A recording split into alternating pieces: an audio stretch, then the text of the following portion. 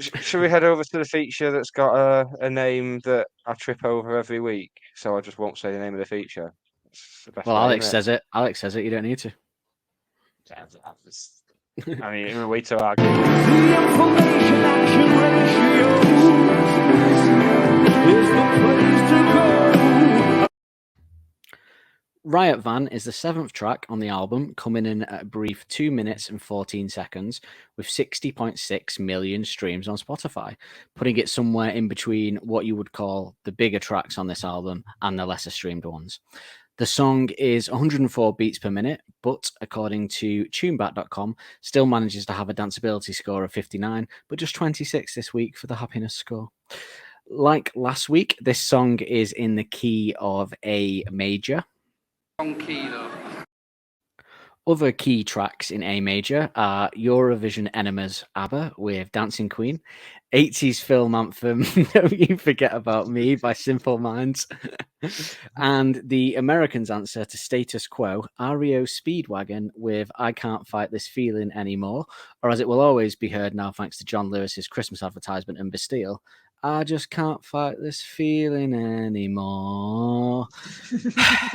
And I just can't fight the feeling to rip off my own ears with a pair of pliers and use them to make the fairy wings for the top of my Christmas tree. Thanks, Bastille, and Merry fucking Christmas. We do have a mysterious new entry into our infamous, that's right, infamous thanks to us, recording team, Andreas Bear, who was involved in the technical side of the recording.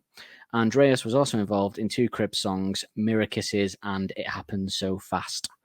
Do you recall, Nick, in an earlier episode, we saw a general credit for James Ford on this album, but we weren't quite sure what capacity he was involved in, and I wasn't even sure that was accurate, to be honest. But he did play the electric piano and organ on Riot Van, so he's been there the whole way through, more or less. It's nice to know, isn't it? Well, that's good. Never knew that, yeah. The song has been played a mere 45 times live, initially on November 3rd, 2005 at Beats 106 Radio Studios, Glasgow, Scotland, and lastly on August 24th, 2006 at the Forum, London, England. So it's not been pulled out for a very, very long time. It is time for a bonus round. That sound means it's the end of the round. Time for the bonus question.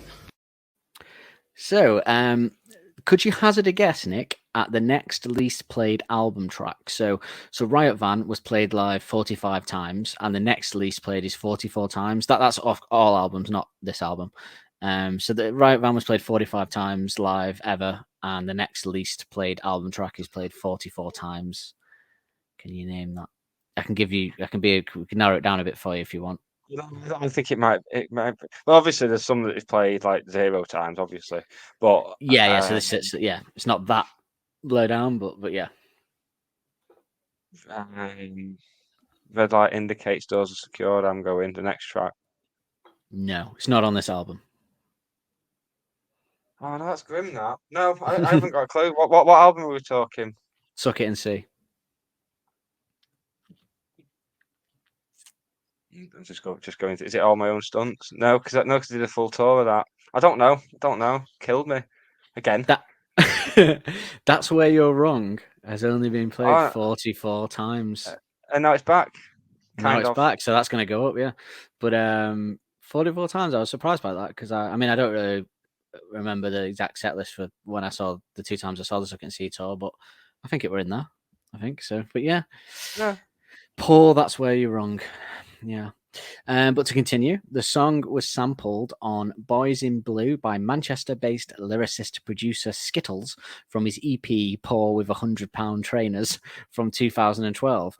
According to his website, his hard-hitting, razor-sharp delivery makes it impossible for you not to relate as he explains some unheard views of the world over a wide range of sounds that, unfortunately, due to him not really singing, will be referred to as hip-hop.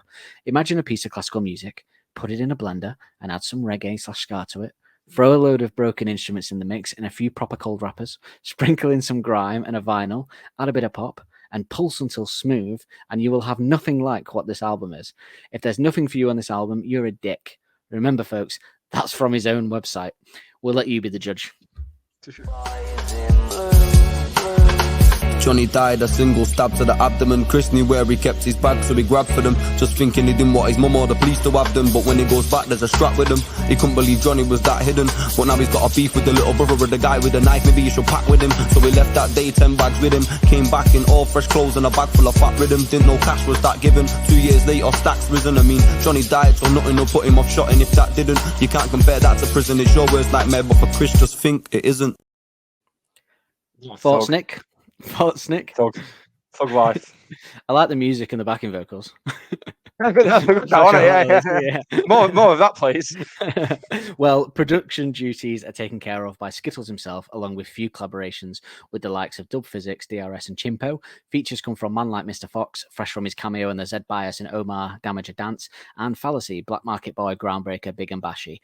And if anybody could translate whatever the fuck any of that was, please head to our socials now.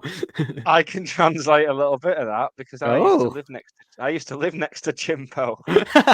Really? This is even none of this isn't planned or anything. Honestly, I just heard that name, then I was like, that's the guy. Where? That's how I used to WhatsApp in Fallowfield in Moss Side. So I was just minding my own business and Glass through the wall.